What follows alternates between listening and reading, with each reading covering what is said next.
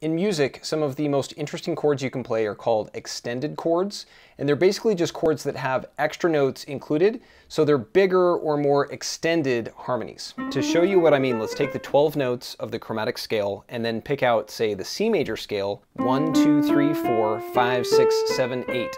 And from this pattern, we can play, say, the C major triad by starting on the C note and then combining every other note like this to get C, E, and G.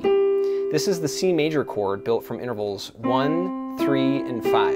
It sounds nice, right? But to add a little more interest, we could also continue the alternating pattern we started with by skipping 6 and adding interval 7 to the group to play notes 1, 3, 5, and 7 together, or notes C, E, G, B, to form what's called a C major 7 chord. This chord also sounds cool, which again we built just by continuing the pattern of combining every other note, but what's really nice is we don't have to stop there, because the intervals in a key continue to cycle in a loop, which we can label using what are called compound intervals that extend beyond the octave, like intervals flat 9, 9, flat 10, 10, 11, and so on, up to interval 15. And by using these higher compound intervals, we can build even bigger chords that extend into this higher octave, all of the various extended chords. So we started with the C major triad, then included interval 7 to play the C major 7 chord. Then beyond that, by combining every other note, we can play a C major 9 chord, or a C major 11 chord, and finally a C major 13 chord.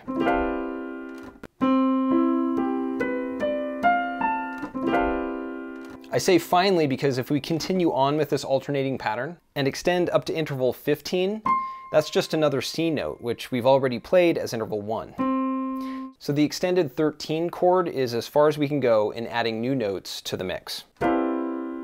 Each extended chord is increasingly complex, but not difficult since they all follow the same predictable pattern of combining every other note. But each is progressively more complex sonically with more and more note harmonies.